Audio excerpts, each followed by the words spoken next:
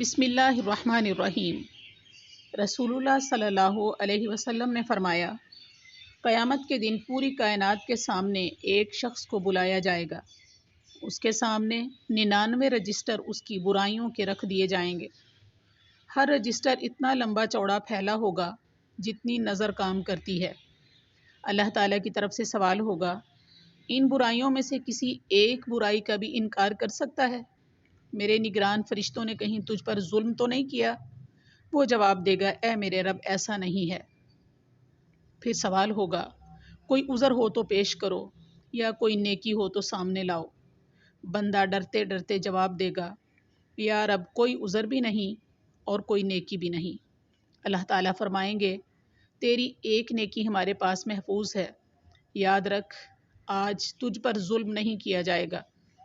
چنانچہ ایک کاغذ کا ٹکڑا نکالا جائے گا، اس میں لکھا ہوگا، اشہد ان لا الہ الا اللہ و اشہد ان محمدًا عبدہ و رسولہ۔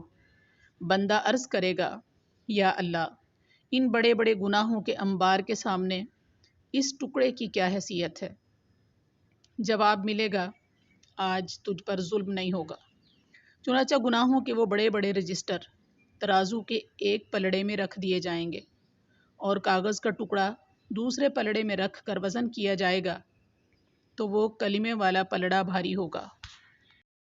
جامع ترمذی، حدیث کا نمبر ہے 2850۔